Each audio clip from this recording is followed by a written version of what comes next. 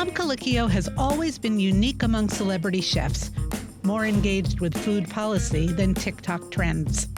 Before he became famous as head judge on Bravo's Top Chef, he was a top chef himself, pioneering the ingredient-driven approach that informs all of his restaurants. 25 years ago, he wrote an extraordinary cookbook called Think Like a Chef, which focused on process, not recipes. Now that book has been reissued, and Tom is here tonight to discuss it and anything else we want to ask him during this Newsday Live conversation. Please welcome Tom Colicchio.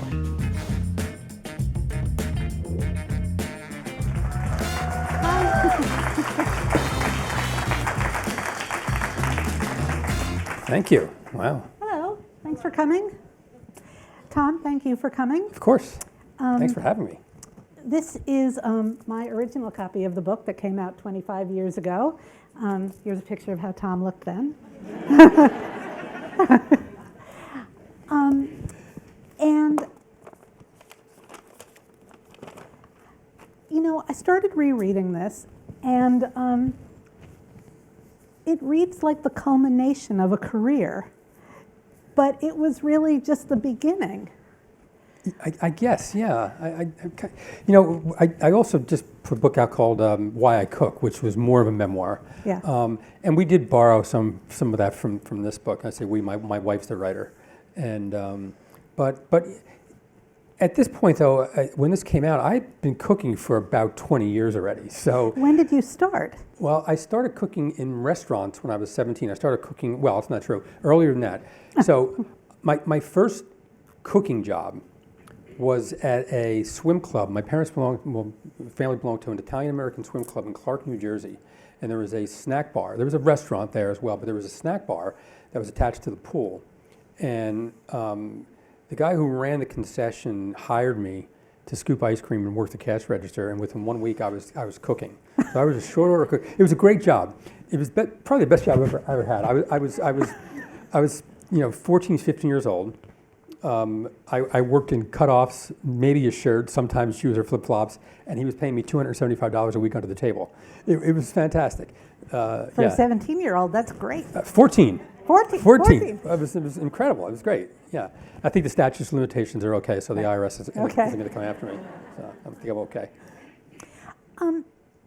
What made you, but you must have had something at that point you felt like you really wanted to say in this book, and it was sort of a bold decision then to decide to write more about, for those of you who haven't had a chance to look at the book yet, there really aren't that many recipes in it. It's how to think like a chef. And it's really more conceptual.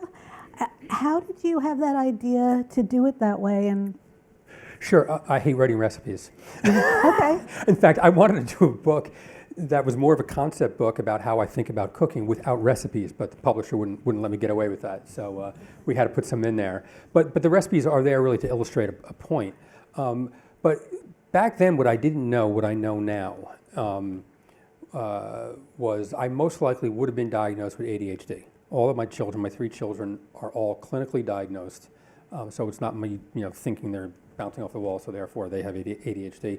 And I struggled with recipes. I struggled getting through a recipe. The same way I struggled through getting through building models. I had multiple half-built models around the house at any given time. And recipes would drive me crazy. You read a recipe and it would say, take a shoulder of lamb and bone it out, tie it and sear it on all 4 sides, remove it from the pan, add a mirepoix, cut into 1/4-inch pieces, whatever a mirepoix was, right?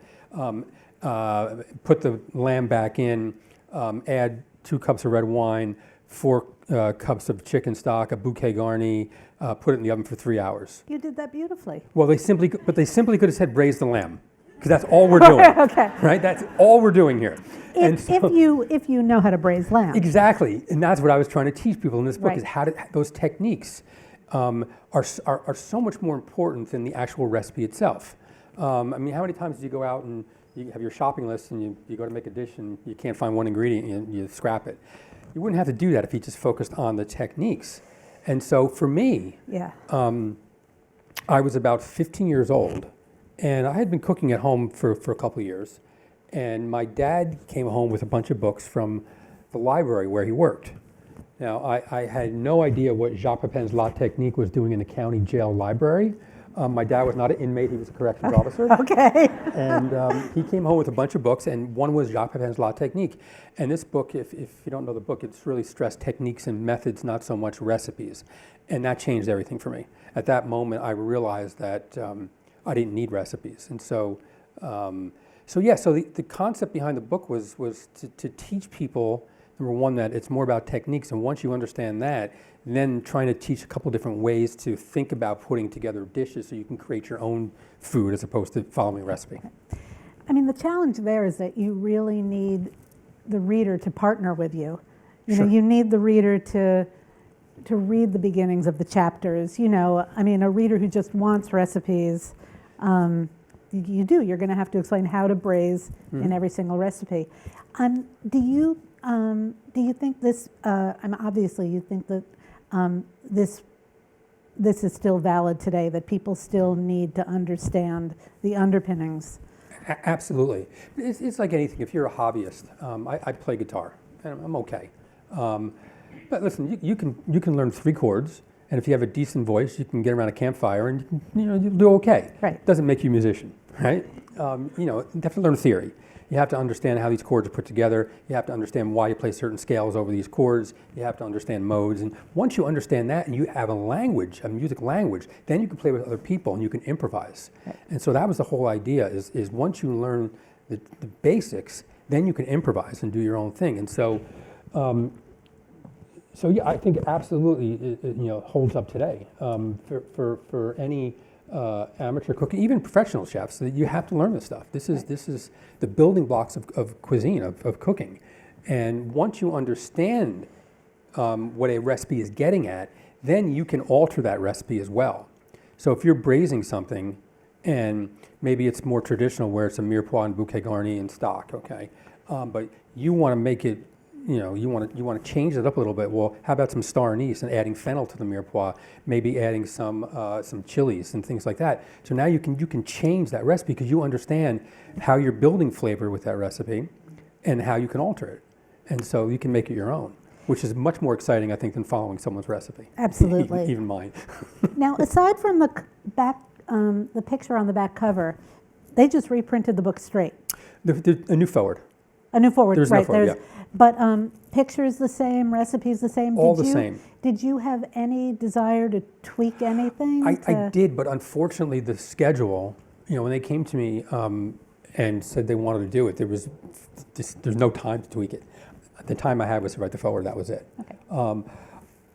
I may have added a few more trilogies. So for those that don't know the book, there's a chapter called Trilogies where I take 3 ingredients, and by altering the 3 ingredients, you come up with new dishes.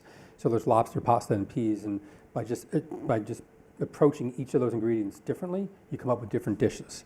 And so I would probably added some, and then the other chapter where I use artichokes, where you start with 1 ingredient, and then from that 1 ingredient you make multiple dishes. I probably would have added a few more of those too, but I didn't have time for that. And I had a good title too. I wanted to call it Think Again. Think Again. Yeah, but we didn't get. Maybe I'll do it. Maybe I'll get around to it. I'm not sure, but. Yeah. I hope all of you will really dig into this book. I mean, it's more like a piece of nonfiction or a novel where you'll really get the most out of it if you start at the beginning and go to the end. So I was fortunate. This story is good. My wife is a very talented writer, and she was not working on this book.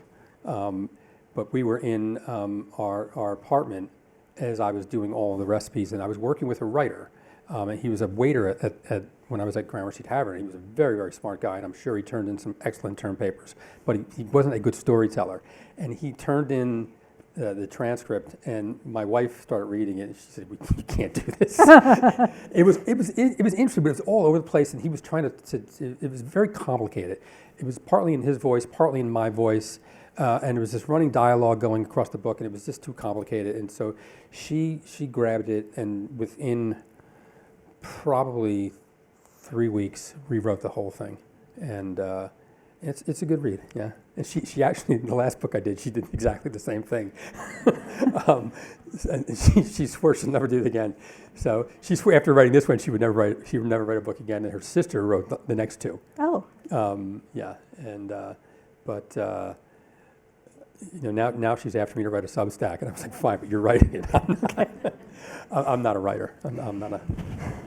So with this book, you sort of, by the time you got to this book, you crossed, chef, cookbook writer off of your list, and then you made this leap to television.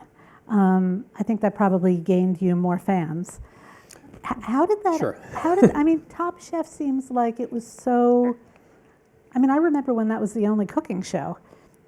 Well, the Food Network came out way before. Right. Yeah, but it was definitely the only reality show. The only big production. Yeah. Yeah. How did that come about? I got a phone call one day from a producer, and she introduced herself and said, "We're doing this reality competition cooking show, and we think you'd be a great judge." And I said, "Absolutely not. I have no desire to do this." And she called back and said, "We really think you'd be great, and can we send someone just to get you on tape?" Like, fine. So someone showed up with literally a camcorder and sat in the restaurant, asked me a bunch of questions. I answered the questions. A couple days later, they called back and said, "Can you come to LA for a screen test?" And I said, "No, I really don't want to do this." And but there was a documentary made on the opening of Kraft, and so I sent her that, and she called back and she said, "We want to make you an offer." And so now I had to take this seriously. And my calculation was, I'd go to a food festival and sit next to, Bobby Flay, we're signing books, and he'd sign 300 and I would sign 20. And I didn't think it was because he had a better book, but he was on TV, he was on the Food Network. So I thought, let me do this. And everyone in my family members, people that are close to me, they all tried to talk me out of it.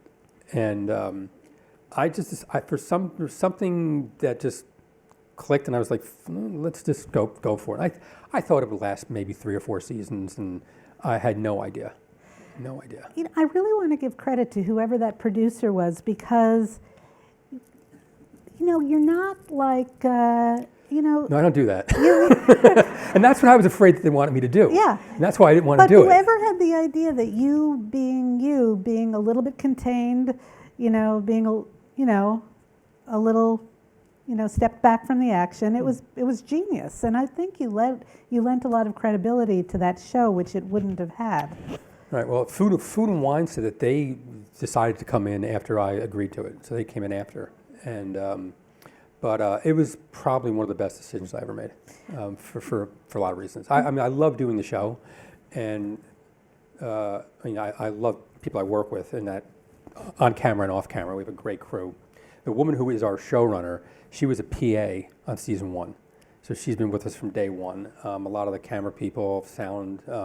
They've all been around for minimum 10 years, and it's a great. It's about 150 people on the crew, and it's great. But also, I get to mentor on the show for the 8 weeks that we're shooting a lot of young, talented chefs, and from day one, I knew it wasn't about it's just trying to bring someone down and grab their face and scream at them. That wasn't going to happen. Like someone else who we won't mention. Everybody's got a role to play, I guess. Yeah. But for me, it was I need to give them honest critique and feedback. It was more about feedback, right. And see what happens. And we also knew that the only way the viewer could experience the food was for us to have a real honest and very descriptive conversation about what we were tasting, what was happening, what we liked, what we didn't like, and why, or else it wasn't going to work. And how do you think the chefs or what they cook have changed over the years? I mean, you're going on your 23rd season. You just finished the 22nd. We just finished shooting 23, actually. We shot in North Carolina. But that hasn't come out yet? No, it'll come out in May, I think. In both Carolinas? Yes, in the Carolinas. It was mostly in Charlotte, but we were in South Carolina as well. Yeah. And how have the competitors changed? Has the competition changed? Sure. I think early on, I think the first 2 or 3 seasons, the producers had it in their head that they wanted to have some amateur cooks, home cooks, and professionals. And if you're an amateur, you can't think as quickly, you can't move as quickly, you're not as proficient with a knife, and so it's a real disadvantage for a home cook to try to compete against professionals. And they scrapped that about the third year. I think also those early seasons, it was more French, Italian, new American food. Now it kind of runs the gamut, and so I think that was the big change. But we're still, we get great chefs, and I think that's why the chefs who are on our show, even if you don't have to win necessarily, they go on to win awards and are opening multiple restaurants and just doing some great things, because we start with the first two winners chefs. were from Long Island. They were, that's and right. then never again. Top Chef Long Island ever? You think you'll ever come here? I would love it, because I could You sleep just stay my own. home. I could sleep right. I could stay home. I could sleep in my own bed, which is a real treat. But I would. I mean, we did shoot in Long Island. We shot out in Montauk and years ago. But I would like that. Yeah.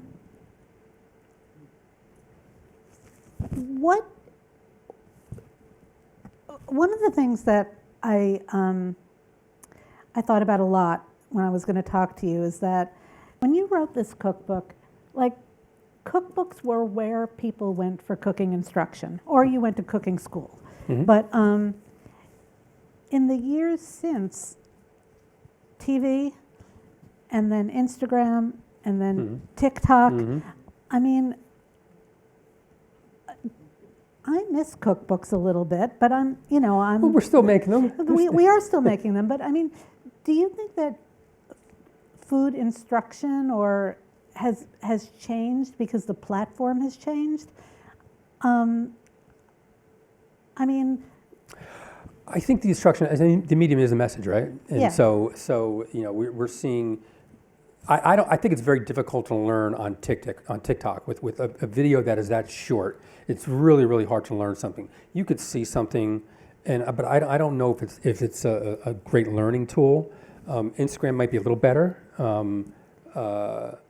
but I think there's the visual is much more compelling than just a static photo in a book, and I think you can learn a lot through video instruction. So I don't know. I think there's room for both. actually, reading through this book, one thing I noticed, it had fewer pictures than I think it would have. I mean, now I know there's often a picture of every dish. Almost nothing's left to the imagination. I used to be a cookbook editor, and it was fine not to have I remember doing black and white cookbooks where there was a little insert of 8 pages of color in the middle. You can't get away from that anymore. Right. Oh, we can have 16 pages. Right. You know what I thought I wanted to do with the last book, but I just never got around to it. I wanted to have a digital companion, so we can actually have some videos of the recipes, and then also more photos. Right. But that maybe the next book. Couldn't get the publisher to go along with it. Plus, also the idea that it's hard to you give it away. You get that piece away from free, or is there a code that you get after you buy the book, and it was complicated. Yeah. So we didn't explore it. I feel like there was also like a golden age of cooking shows on television, and that really isn't the case anymore. I mean, with some exceptions, like the Barefoot Contessa. Yeah, the stand-in surf shows they were called. They're all gone. Yeah. But I mean, when Food Network started, that's all there was, and now it's like all competition. And I miss some of those because they were. They're definitely more instructional, sure. And Yeah. you can learn a lot more, and you had a little more time. But I have a feeling they'll come back. You think? I think so. I think they will. I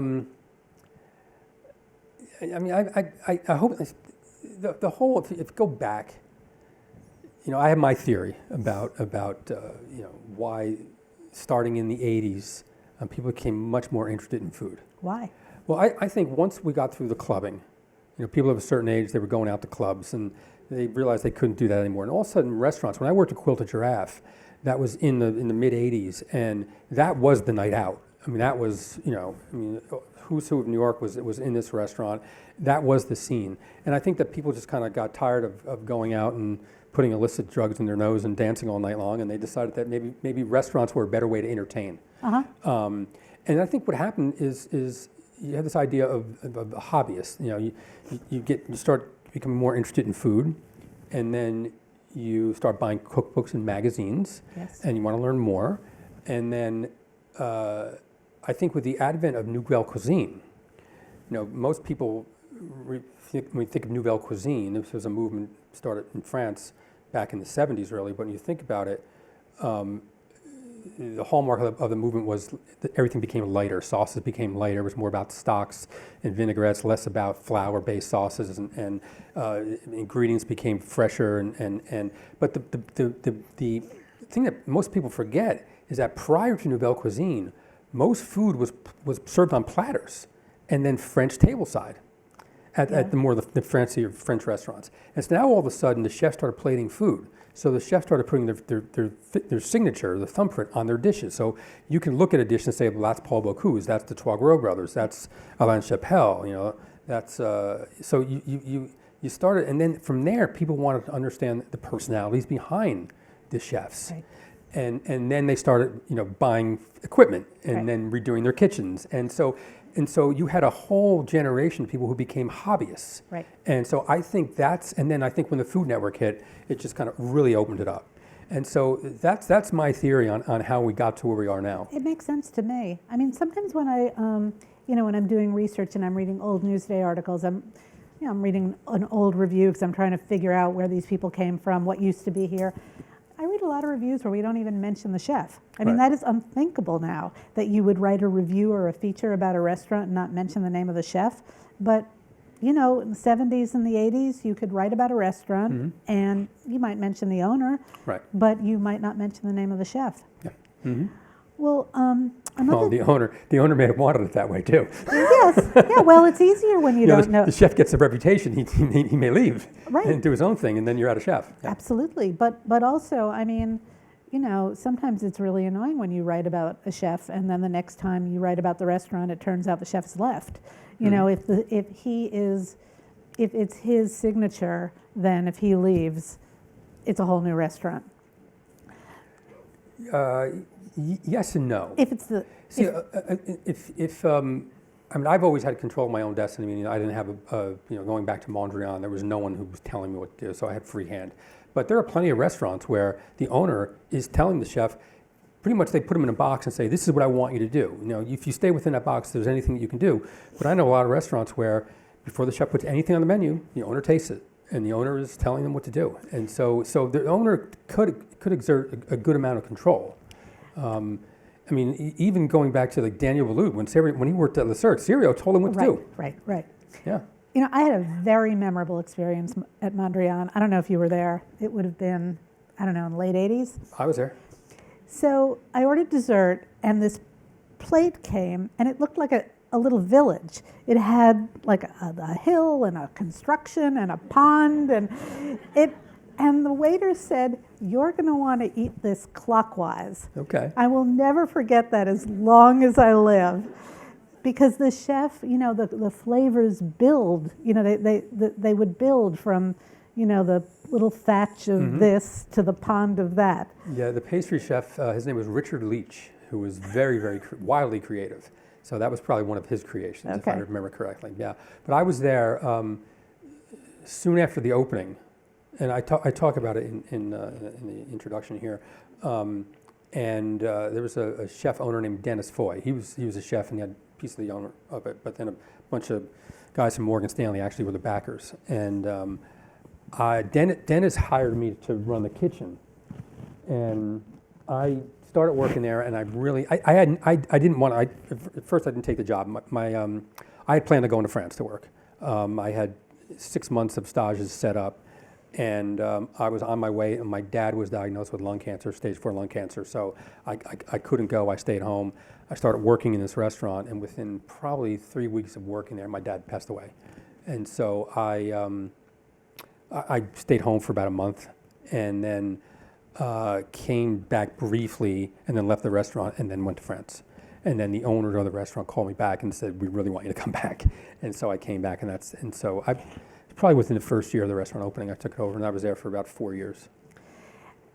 It seems like your style really moved away from that, though. I mean, well, that was the pastry chef who did that. I mean, okay. I don't think that's something I would ever do. I don't Yeah. mean to tar you Yeah. with that brush, but I mean, but you know, the meals that I remember from Gramercy Tavern and then from Kraft seemed much more sort of straightforward. Yeah. And well, I wanted to ask you. I mean, Union Square Cafe, Gramercy Tavern, Kraft, all around Union Square.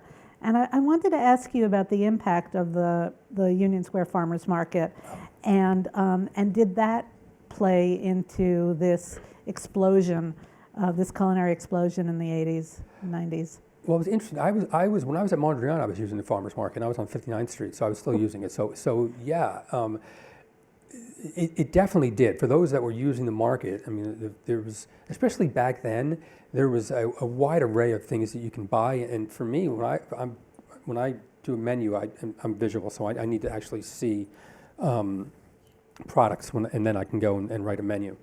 And It is definitely great being there. I mean, you know, back in the day when I was at Mondrian, I would literally take my truck and drive it into the market, park next to one of the stalls, load it up, and then bring it uptown. Back then you could do it. Now if you do that, you get arrested. But it definitely helped being there. But the food, you mentioned that the food was very different from Gramercy and Kraft, and it was by design. I mean, what most people don't remember is I didn't leave Gramercy to open Kraft. I was at Gramercy for 2 years when Kraft was open. I was an owner, my partner and I owned 40% of Gramercy Tavern. And so I couldn't do the food that I was doing there. And the food I was doing at Gramercy was very personal. It was my style and my cooking. And I couldn't do that right around the corner. And it didn't make sense at all. And so what I did is I noticed that every time that you know, the season would change, and I would take a seasonal dish out that I'd done, you know, previously, and if I put it on the menu, I noticed that I was removing ingredients. I was paring it down. I was making it simpler.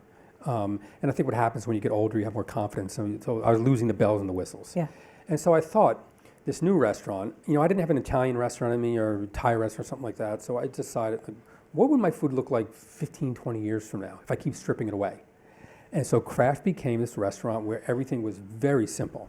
If you ordered a piece of fish, it was roasted, olive oil, some fresh herb, that was it. Everything was a la carte, everything was served on the side, and it was purposely really, really simple. And that lasted up until about June. And Yeah. I finally changed it. You want to talk about why you changed it and how you changed it? I changed it because I think it ran its course, but you know, that was really it. I just felt it was time to make a change.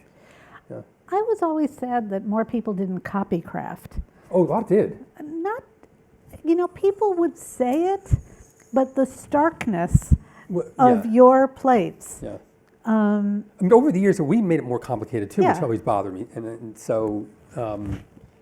I mean, I always joke that, you know, whenever I interview a chef, I say, well, tell me about your food. He'll always say, like, well, I buy the best, freshest ingredients, and I try to do as little as possible to them. And often that's just a complete lie. I mean, I only have to look at the plate they put in front of me to say, you know, it's not the best ingredient. He did way too much to it. But you really walked that walk more, I think, than any other restaurant. It was fun to do.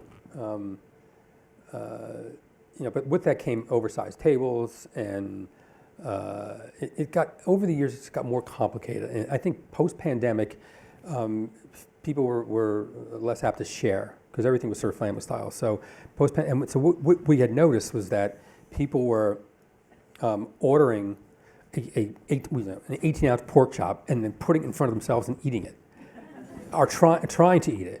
Well, the problem with that is that's meant for 2 to 3 people. And it's priced for 2 to 3 people. Okay. And yet people would look at our menu and go, this is outrageous. This is a $70 pork chop. Well, it's meant for 3 people. And there's enough, it's big enough for 3. And so it's hard to explain that, you know, if someone is looking at a website. And so So I thought it was time for a change. People were using the restaurant differently, so I thought I had to change it. Also, it just didn't make sense to me anymore. What guidelines would you give to home cooks about ingredients and buying ingredients and where to buy ingredients? I mean, I would say buy your meat from a butcher, buy your fish from a fish market, buy your produce. If you can buy it directly from the farm at a farmer's market, it's the best way to go. If you don't want to do that, then just, the products you're going to buy at a good, supermarket, it's fine too.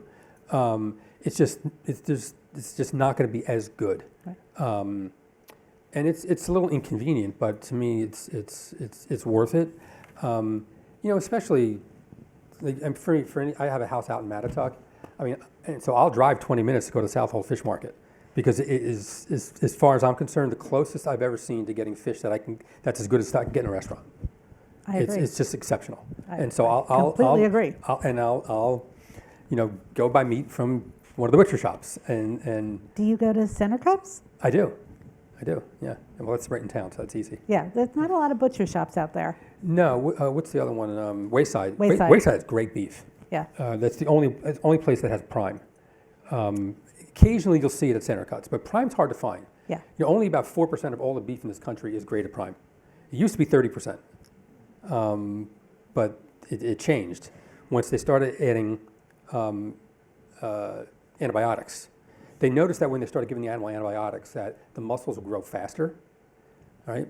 But when you put antibiotics and steroids into an animal, it's leaner muscle. Right. And so it didn't have that fat marbling anymore. Right. But the industry said, if we can get this cattle to market in 13 months versus 18 months, this is a big animal. You have to feed a lot, right? Right. And so it changed. Right. So what we lose in having to sell choice versus prime, we make up for because it's cheaper, quicker to get the cow to market. Right. And therefore it's cheaper, yeah. But prime meat it is, but it's also very expensive. I just wanted to read something that you wrote about ingredients. You said, ever wonder why an entree of grilled tuna costs $18 in one restaurant and $30 in another? I will update that for 2025. Yeah. Why an entree of grilled tuna costs $30 in one restaurant and $60 in another. A vast difference in the quality and price point of ingredients available to chefs, who in turn pass these costs on to the diner. I feel like I've made a career of asking people to spend more money on food. But Thank you. You're welcome. But it's like, it confuses me. Someone who wants to buy the salmon that's $11.99 versus the salmon that's, $18.95, and we're not even talking about the wild salmon. Right. And they're like, but this is cheaper. And I always say to them, do you drive a Kia? Like, a lot of these people are there. You'll spend money on a car, you'll spend money on clothes, but why economize on food? Well, it's because we devalued food. We devalue food. Going back to the 50s, when all of a sudden it was about convenience. Even look at appliances like back in the 50s and the 60s. Everything was about convenience. And so also, food was in such abundance that we just completely devalued it. I spent, growing up a lot of time with my grandparents, and my grandfather would save all of the, bacon fat if he fried bacon. They lived through a depression, and so they valued food. They cared about it more, but we commoditized it, and so people they're not. You don't have to spend a lot of money. You can buy cheaper food, and so it's not a surprise. But I think that. When you go to a good restaurant and you say, wow, what is this? Why does it taste the way it tastes? It's probably because it's fresher and a better product. This chef has something to do with that, but really buying food is I garden, and I can't believe lettuce is sweet when it comes out of the garden. Yeah. Fresh, there's a sweetness about it that you don't get it if it's picked in, by the time you get lettuce that's picked in California, it's 4 or 5 days on a truck before you get it. Right. And it looks fresh, but so that's the difference. But there's some things that, at some point, though, it can get. I think we're there now. Things are getting really expensive, and the problem is that for a high-end restaurant, there's more elasticity in pricing. So you can raise prices because maybe a clientele will pay it. My concern is now with the price of food, the mom and pop restaurants, the small individual restaurants, they're going to really struggle because they can't raise prices. Right. And so you're going to start losing restaurants very quickly. I have a career writing about restaurants that close, Yeah. and people are, and it's not just the ingredients; it's everything is so expensive. I think going out to dinner, I think there's a different way to look at it. Gilbert Lacoste, who was the first chef and owner of Le Bernardin, he would, and it's a very expensive restaurant, but he would say, and it was probably back then it was $150 probably check average. Now it's probably $400, but he would say, "You're here for 3 hours. Right? How much are theater tickets? You know, you're here for an evening. It's not about the dish; it's about the experience." Right. And so, I there's just a different way to look at it, at the price of a restaurant meal versus buying food for home. Can you say specifically, like, the $18 tuna versus the $30 tuna? What really is the difference between, like, tell me about those two tunas. Sure. So, tuna fishermen, they can go out, and a lot of these boats go out for 2 weeks at a time. And what's in the bottom of the hold, by the time it gets back to the dock, is already 2 weeks old. Maybe at the top of the hold, that fish was caught the day before they came back. So there's a big price discrepancy and freshness discrepancy there. Now, Or even tunas coming in on the same boat, this Right. one's going to be more expensive than this one. this is true, yes. Now you have some fishermen that go out for the day. Day boat. Day boat, so think about that. They're going the same distance. They're going to spend a lot more money in gas for that one day. They're not going to catch as many fish, but that fish is going to come back to you much more quickly. And so that's the big difference. Okay. Well, now that's worth the price of admission. Could be. It's time to take some questions. My husband and I thoroughly enjoy watching Top Chef. Well, thank you. We love when Padma was on the show, and at the end you would go, Padma, for the answer of who was going to be let go. My heart just skipped a beat because I've had a house in Mattituck for 62 years. Oh. And Small Batch is one of my favorite Well, restaurants. thank you. They make the best salmon that I have ever had. My husband and I have been to a lot of restaurants. Chef should be commended, and of course, of your tactics and teaching them how to cook. So, and thank you for being here and giving us each a book. Greatly appreciated. Thank you. Thank you. Hi, Chef. Just again, thank you for being here tonight. I'd like to say we just celebrated my mother's 80th birthday at Small Batch and Oh, had a great congratulations. evening. And 15 years ago, we celebrated my father's 70th birthday at Kraft doing the tasting menu, which was amazing.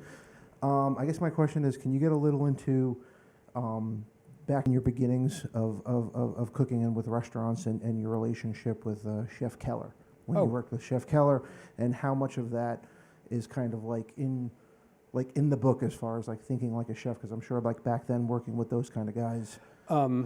There's a story in my other book, Why I Cook, about the last day I spent there, which was an interesting day. You know, the thing about Thomas Keller, so I worked at a restaurant that he had in New York called Raquel. And I didn't know much about it. He was you know, a generation of chefs that were a little older than I was. I didn't know much about him. In fact, I was working in France, and I came back, and I went to see Alfred Portale at Gotham, who I worked with, and just to see, you know, just looking for a job. And he said, well, I don't have anything, but go talk to this guy, Thomas Keller. He's just opened a restaurant. And so I went down there, and I was hired as a cook. And within about 3 or 4 months, he gave me a sous chef's job. I thought we were doing amazing food there, but it was a funny restaurant. Serge Raoul from the restaurant, Raoul's was his partner. That was the Raquel, Raoul's Keller. And he wanted to have this fun bar scene on one side of the restaurant, and then Thomas wanted to have a fine dining restaurant, and it was a struggle. And it was tough working there because I'm sure, you know, the restaurant didn't last long, and I'm sure that they've never made money. And he was just hard to work for. And we were always short-staffed. So I'll tell the story. So I was working on the meat. Number one, it was a wildly creative kitchen. And we could do things like, he had this lobster dish that he did with this heavily reduced beet sauce. And so one day, I was putting a sauce on the plate and I lifted the spoon and it kind of splattered. And I went to wipe it and he goes, no, leave it, I like it. So then all of a sudden, there was a milk crate with a plate on it and we were like off the plate splattering it. So it was just wildly creative. I remember one day there was a friend of ours that we were cooking for. It was a party of 8 and he wanted to serve them foie gras. So I was like, why don't we cook it whole? And he goes, just looked at me and said, it's fine, but it better work. and I knew it would work, and it did. But so it was wildly creative. We would do, if I was on one side of the stove, he was on the other, he would just say, make something special, a VIP canapé. And I would just come up with something, and then he would do something on the fish side, and we'd go back and forth. And so it was just wildly creative. He also, in his kitchen, the only thing we talked about was food. We didn't talk about what movie we saw, what bar we were going to that night or whatever. It was only about food, and he would steer the conversation.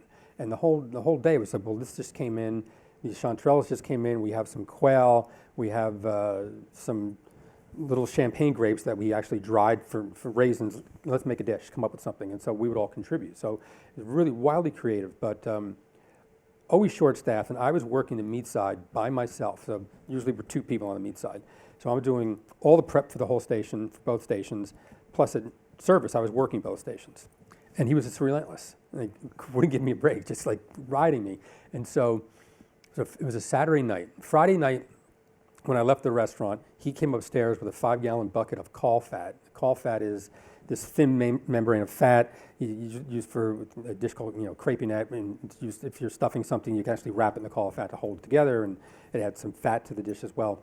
And so you have to soak it for a couple days in cold water, and you change the water out. You want to get all the blood out of it, or and it has a kind of an odor to it that you kind of want to wash out.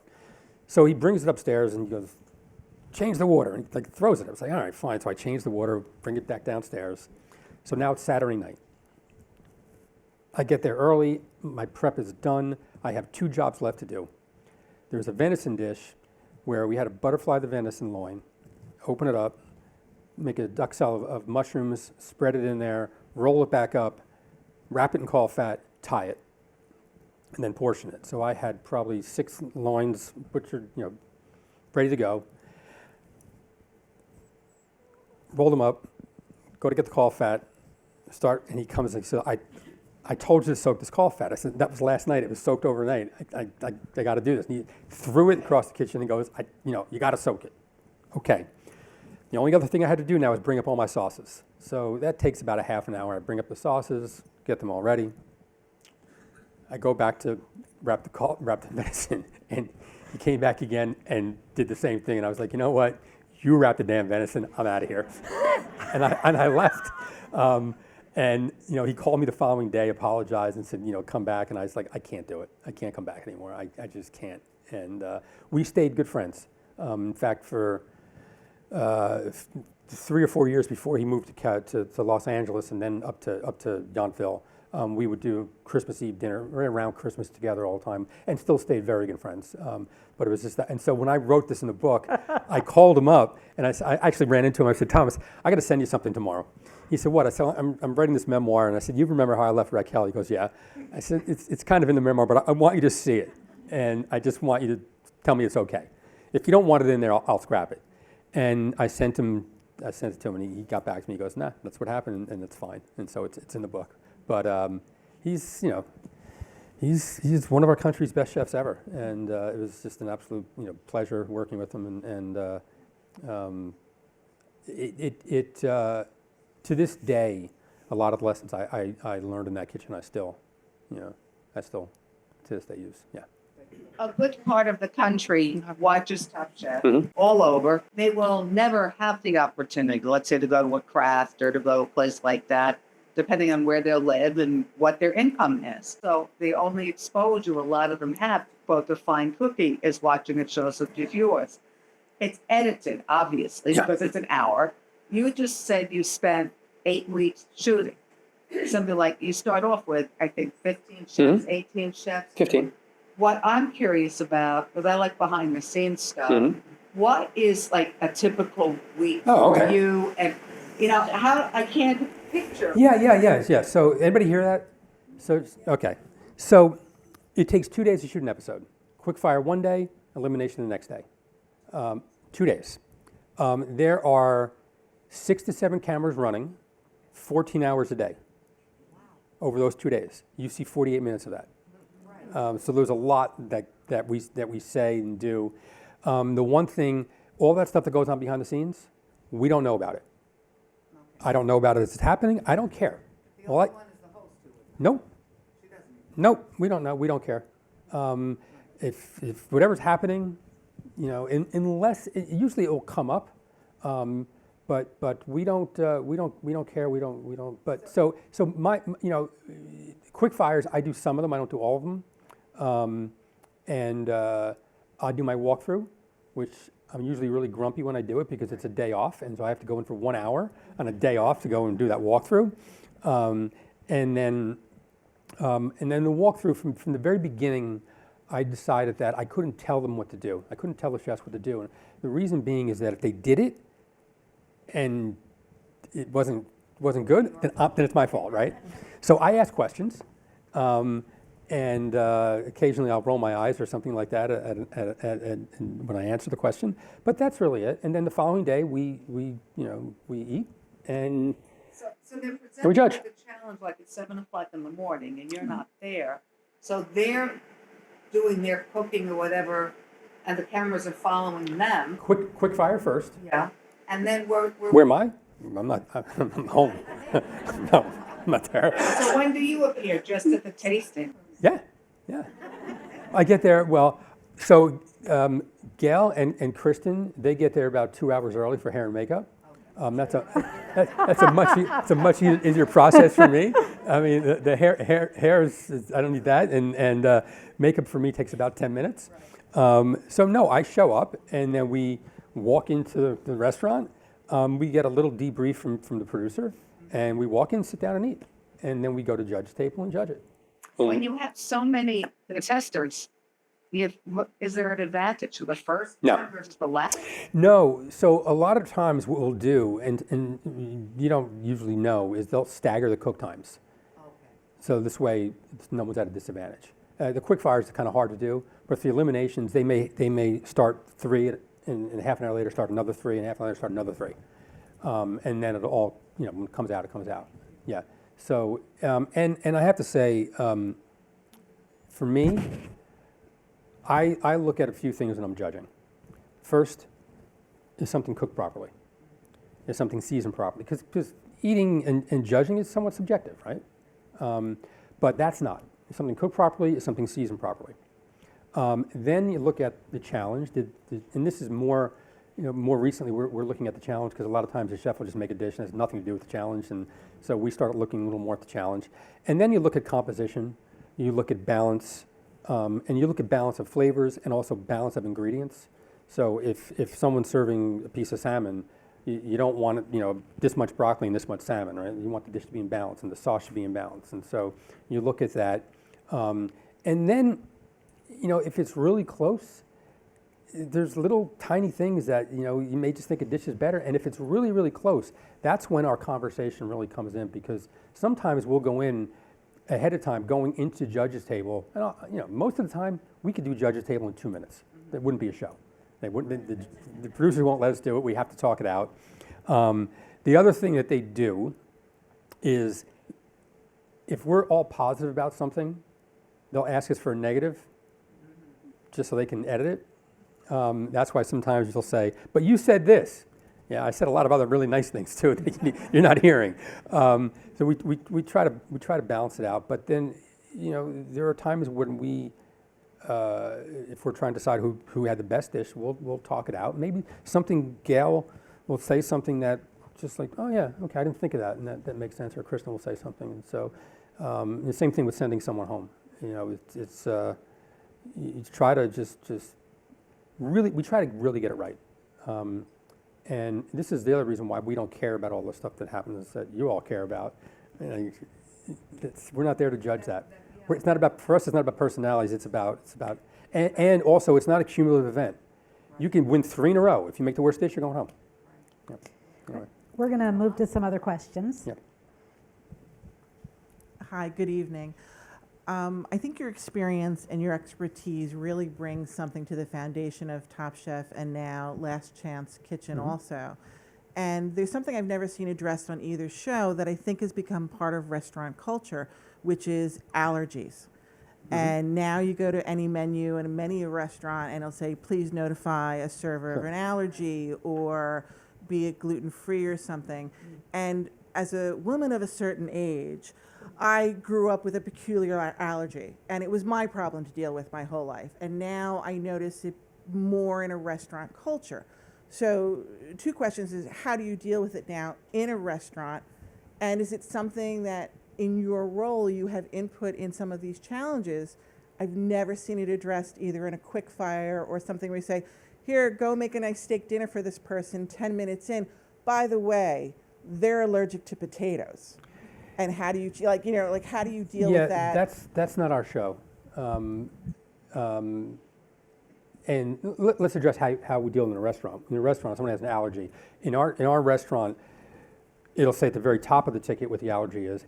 Every single dish that's rung in, underneath it, even if it's a steak and someone has a seafood allergy, underneath that steak it will say seafood allergy. Every single dish that comes in will have the allergy. My suggestion, if you are allergic to something, especially if it's multiple things, write it on an index card, and when you come to the restaurant, ask to see a manager and give the card to the manager. The waiter's going to put it in, but it's just and if you could say, can you please put this with my ticket? That helps. Now we take it seriously. Some restaurants maybe they don't, but having that extra, that card, and just say, can you please make sure the chef gets this with my ticket? Yeah. I just noticed a change over the years where it was not something that would get factored in when you dined out, and now I notice it being very factored in. I'm wondering, as a chef, is it something you have appreciated the change, or you resent the change? That culture of addressing it has changed. Neither. If someone wants to come and enjoy the restaurant, and they have an allergy, there's no reason we can't accommodate them, within reason. I mean, and we actually keep some gluten-free pasta, frozen, in case someone says, I want the pasta dish, but can you do it gluten-free? We make gluten-free bread in the restaurant. So no, I think that, especially if it's something that's dangerous, I mean, the last thing you want to do is have an ambulance come to the restaurant because someone someone didn't take it seriously. We take it very, very. You don't. Sure, it happens, but we take it very, very seriously. On the show, it wouldn't play. Now years ago we did something where we were at a camp where the kids had diabetes. And so we did something along the lines of some dietary requirements for that particular challenge. But if there's a lot of people dying and someone has an allergy, we wouldn't ask the contestants to accommodate them because the chefs have their own challenges that they're dealing with. And so especially if it's a walk around and there's multiple dishes, they can probably find something that they can enjoy. But but restaurants definitely take it seriously. Hello, Chef. I have great admiration for your career and your craft. Thank you so much for joining us tonight. I have lived both in New York and LA, and I'm very interested if you would share your thoughts about opening Craft LA after having such great success in New York and knowing that it's really a whole different scene, zeitgeist, food supply, et cetera, yet you kept it the same, it's craft. So I'm just wondering if you could talk a little bit about that. Sure. LA was actually easier because the produce out in LA is just fantastic, and it's year round. Adjusting to the season was interesting because you'll get strawberries in like April, and they're amazing. I mean, what's great about the farmers markets in Los Angeles and the farmers, it's so artichoke season comes around, and it's not here's an artichoke, it's here's 12 different varieties of artichokes, which ones do you want? And so it was fun to cook there. And so when we opened that restaurant, I was there for about 3 months. We rented a house, a bunch of the chefs went out for the opening, and it was great. We had a great time. I mean, we'd probably still be there, but our lease ran out, and we just couldn't negotiate a deal with the landlord. And so we decided to leave. But it was a lot of fun doing it. And I like LA. As a New Yorker, a lot of New Yorkers don't like LA. I didn't like it when I first went years ago as a young chef, young cook. When I was at Cool to Giraffe was closed in August. And so I had asked Barry Wine, the owner, if he knew anyone in LA where I can go and work in LA for a month. And they set me up at a restaurant called Rex El Ristorante. It was an Italian restaurant. And I only stayed there for a couple weeks and I came home. The best thing that happened on that trip was I came home and I quit smoking cigarettes. I was supposed to stay at someone's house, and for whatever reason I couldn't stay there. So I was staying in a motel. That's why I came home. I had no money. I couldn't stay, continue to pay for this motel. But I had to walk up two flights of stairs to get to my room. It was a motel. It wasn't even a hotel. And I was out of breath. I'm like 24 years old. I'm out of breath walking up 2 flights of stairs. I never smoked a cigarette again in my life. But yeah, I liked LA. I actually miss it. Well, the funny thing about CAA, they were my first agency, and then I left them to go to William Morris, and then they boycotted the restaurant. So for those who don't know, I was CAA. They don't own that building. They like to think they did, but the agency was in this building that was on the same campus as the restaurant. And so when they decided to boycott, it kind of put a. But I reached out to Ori Emanuel, who's the head of William Morris, and I said, you got to help me out here. I need to see more agents from William Morris coming here now. And so it worked out. I'm a big fan of the genre. As a matter of fact, I was supposed to stage with Kristen Kish up in Menton in Boston. I won a contest there. But even more than that, I love the entree of voices like yours, leaders in philanthropy. And I wonder if you can talk a little bit more about some optimistic stories about the role of food leadership, and yours in particular, in addressing hunger and well, right now it's not a good story to tell. So for those who don't know, my wife and I did a film called A Place at the Table. It was about hunger in America. Every county in this country, there are people who struggle to put food on the table. Every single county. I don't care how wealthy of the county you're in, there are people that are struggling to put food on the table. And so my wife was mentoring a young girl whose family they were living in a shelter in Brooklyn. She met her through these dance classes that she wasn't teaching, but she was part of this organization that was providing dance classes to these kids after school.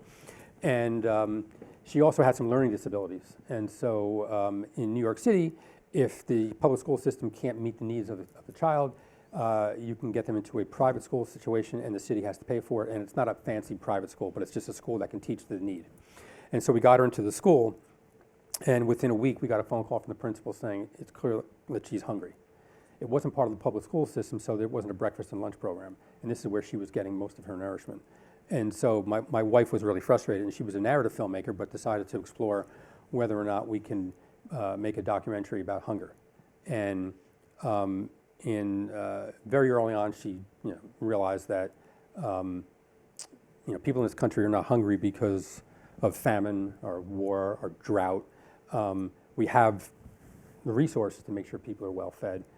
We don't have the public will or the political will to make sure that everyone is fed. So we fought that fight.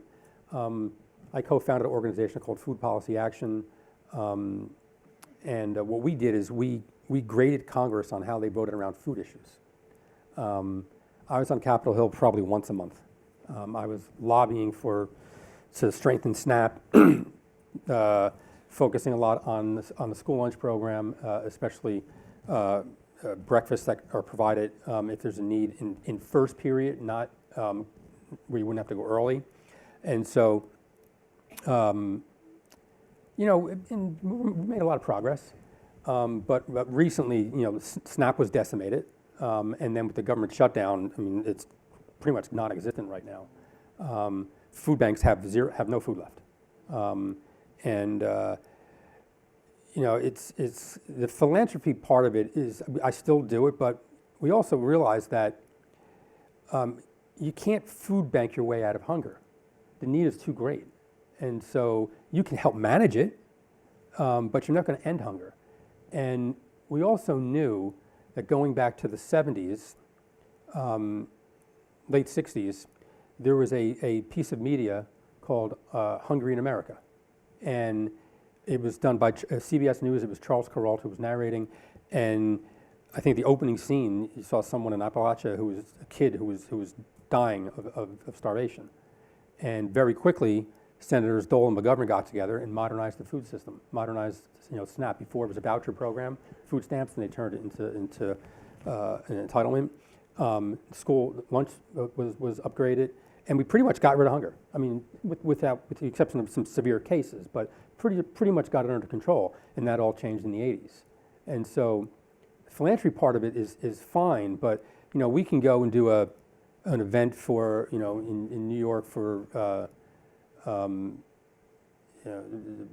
City Harvest, and on one night we'll raise $2 million. And it sounds like a lot of money, but we would have to do that every single night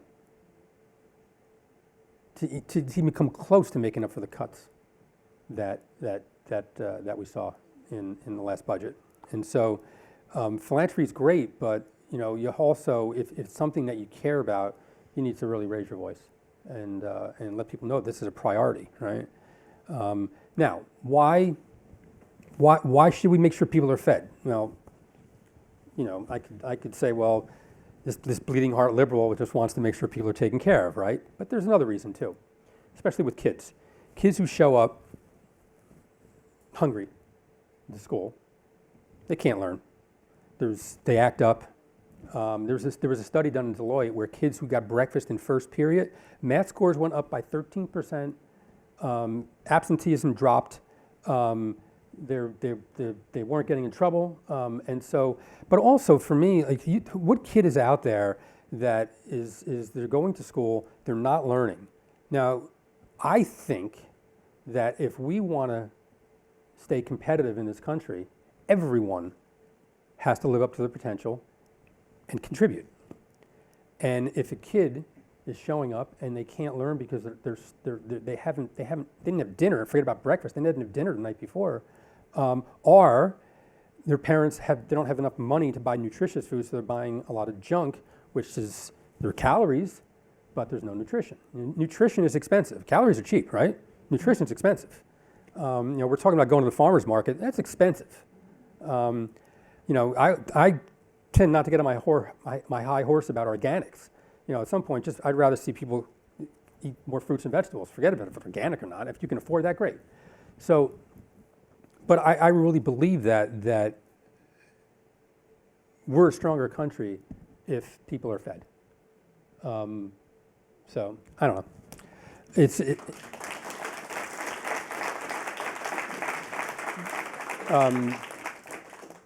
But so the philanthropy part of it, yeah, I still donate when we can, but I think being more of an activist around issues that you care about, I think are even more important. So anyway, thanks for the question. As a fan of Top Chef for the last 20 years, I truly appreciate the style that you have in terms of how you critique your participants, but it also was very educational for me. I'm a home cook, and what I was able to take from it was how to learn how to play in the kitchen, not necessarily follow a recipe, and most of the time not do very poorly. So I appreciate that, and I thank you for that. And my question is, for all the years that you've done Top Chef, what is one of the most memorable dishes that one of your chefs prepared for you? God, the crazy thing is I don't remember them. I do remember, I think it was a couple seasons ago where, and the cool thing about Top Chef is that sometimes we get a dish that there's no way this dish would have ever been made anywhere but the show because of the challenge, right? So if you remember a couple seasons ago, somebody it was a pickle challenge. And they made a dessert out of pickles. Yeah. It was exceptional. It was stunningly good. And that dish, and there's never, I don't think there'll be a chef ever out there saying, I want to make a dessert out of pickles. It's not going to happen. And so, but that I remember that. But no, I don't remember the dishes. I eat them and they disappear. I do remember, I think the best finale meal was Melissa King's when we were in Italy. She's Chinese American, and we were in Italy, and there was this mishmash of Chinese and Italian that she did that was just exceptional. In fact, the butcher Dario, his big gregarious guy, was crying at the table. And I do remember that meal. That was exceptional. But there's been, over the years, it's been a lot of really great dishes. I just don't remember them. They come and go.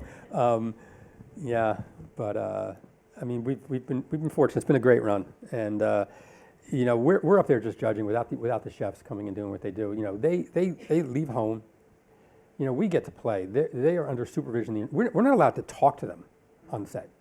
We cannot interact with them at all unless the camera's running. They are sequestered. They're not allowed books, magazines, TV, radio, nothing. They show up, they don't have a book. If you see them in a notebook, they get an empty notebook when they get there.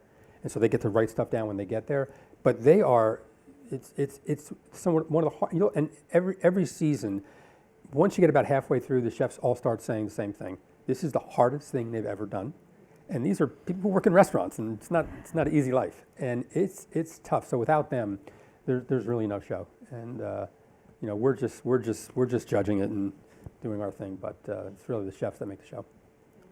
Thanks. Well, thanks to all of you. Thank you so much. For coming, and thanks to Tom.